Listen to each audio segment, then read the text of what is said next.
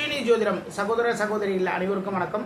மிதுன ராசிக்காரர்கள் எது மாதிரியான சில பரிகாரங்கள் செய்தால் குரு பெயர்ச்சிக்கு அப்புறம் உங்களுடைய வாழ்க்கையில் நல்ல நல்ல விஷயங்கள் எல்லாமே நடக்கும் அப்படின்னா, நீங்கள் என்ன பண்ணுங்கன்னா, குடும்ப நபர்கள் அதாவது ஃபேமிலியில் இருக்காங்க இல்லையா, அவங்க கூட எந்த விதமான விவாதங்கள் வச்சுக்காதீங்க. ஏதாவது சொன்னாங்கன்னா நம்முடைய மனசுக்கு பிடிக்காத சில விஷயங்கள் என்ன பேசினா கூட அந்த இடத்துல இந்த விவாதங்கள் வச்சு வைத்துக் கொள்ளாதீர்கள்.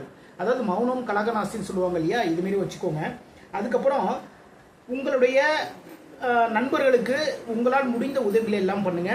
துப்புரவு தொழிலாளர்களுக்கு நீங்க அதாவது மிதுன ராசிக்காரர்கள் இனிப்பு வாங்கி கொடுக்குறங்க. அவங்களுக்கு ஏதோ ஒரு ஸ்வீட், ஒரு லட்டு, மஞ்சள் லட்டு சொல்லுவோம் இல்லையா, மஞ்சள்ங்கிறது குருவினுடைய நிறம். அது அந்த மஞ்சள் லட்டு துப்புரவு தொழிலாளர்களுக்கு வாங்கி கொடுங்க. அதே நேரத்தில் கடன் வாங்கும் பொழுதும் கடன் கொடுக்கும் பொழுதும் ரொம்ப ரொம்ப ரொம்ப கவனம் வேணுங்க. சரிங்களா? அதாவது முக்கியமாக மிதுன ராசிக்காரர்கள் தொழில் சார்ந்த கடன்கள் இதில் கொடுக்குறப்ப வாங்குறப்ப ரொம்ப கவனமாக இருந்துக்கோங்க. அந்த குரு பெயர்ச்சி அன்னைக்கு நீங்கள் என்ன பண்ணுங்க அப்படின்னா, கொண்டக்கடலை மாலை போடுங்க. அதேமாரி சாமந்தி பூ இல்லைன்னா மல்லிகை பூ இதை வாங்கி குரு பகவானுக்கு நீங்கள் மாலையாக போடுங்க. அதுக்கப்புறம் இனிப்புகள் வாங்கி வரக்கூடிய பக்தர்களுக்கு எல்லாரும் கொடுங்க. மீண்டும் அடுத்த பதிவில் சந்திப்போம். நம்முடைய ஸ்ரீனி ஜோதிடம் சேனலை லைக் பண்ணுங்க, ஷேர் பண்ணுங்க, சப்ஸ்கிரைப் பண்ணுங்க. நான் உங்கள் ஜோதிடர் திருச்செரை KP ராஜா. வாழ்க வளமுடன், வாழ்க நலமுடன்.